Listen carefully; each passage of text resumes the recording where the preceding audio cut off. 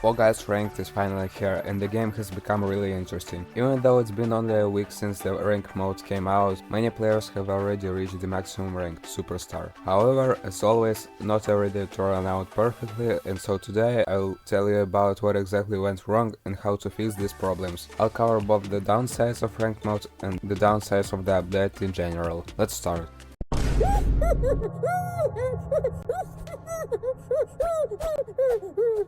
Let's start with the first issue, namely the new Roundpool. And apparently ranked knockouts and regular one have absolutely identical levels, which in my opinion is wrong decision, since in Fall Guys there are a lot of RNG levels that cannot be in race mode. For example, at the moment from RNG levels in the Roundpool there are Blast Ball, Hexagon and all point levels, except Ski Fall. In my opinion, it's worth dividing the round pool in ranked and regular knockouts, so that in regular there could be different levels and in ranked only those that require skill. Also, I wanna say that the round pool in general should be increased, since I literally had cases where two different games had exactly the same sequence of levels. At the moment, the number of levels is 40, and in my opinion it should be increased to at least 60. Yes, this can ruin the whole point of knockouts, since there are only about 80 Unity levels in the game and about 30 more creative ones, which means there will be a lot of repeating levels, but new levels in creative mode come out every update, so someday this will stop being such a problem. Now I wanna talk about the matchmaking. As you know, before all the shows had SBMM, and more you won, the stronger opponents are. But with the release of race mode, this function remains only in this mode, and in the others the matchmaking is completely random. But the main problem is that even in ranked mode this system does not work correctly, and even when I play on Superstar rank, I can be given newbies with crown level 1 in the game. It seems to me that ranked mode simply has an old matchmaking system that is based on how well you play and not what rank you have. Maybe it was the right decision first week after the release of race mode, because at the time there were a few people who had superstar rank and they simply wouldn't be able to find a game with players of the same rank. Now there are a lot of such players to make a matchmaking by rank or at least close to yours. For example, if you have superstar rank, then your opponents will also have superstar rank, or at least ace or star.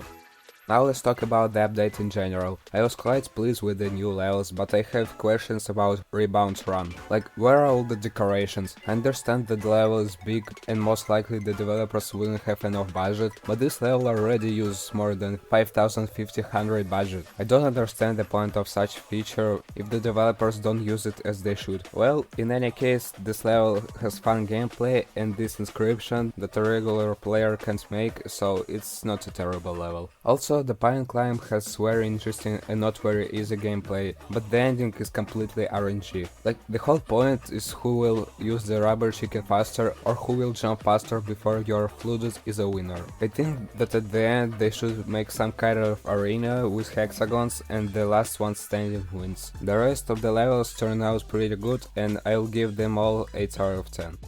Next I wanna talk about the duration of the game, namely, now instead of 1 month, each update lasts 2 months. On one side I understand that this was done because of the ranked cycle, which also lasts 2 months, and this means that we'll receive much fewer updates. In my opinion, after a month has passed since the update, the developers should release a mini update with the bug fixes and maybe a new event or even 1 or 2 new levels in the current theme. For example, at the beginning of the update we get 5 levels and at the middle another 1 or 2. A similar thing happened during the legacy seasons, when at the beginning of the seasons players could get 4 levels and in the middle another 1. But on the other side, this gives developers the opportunity to make updates larger and more season-like. But leaving players without content for 2 months for a larger update is not the right decision in my opinion. Finally, I would like to say something about technical things. Let's start with bugs. Everything is pretty good here, because in the first days after the release of update, all the bugs that players noticed were fixed very quickly. I was even surprised the developers didn't ignore them and actually fixed them. But the most dangerous bug, which has not been fixed since a long time, is the incorrect work of the anti-cheat, due to which so many cheaters appeared in the game. And even despite the fact that I know people who make cheats themselves and play them themselves, this should not prevent simple players from enjoying the game.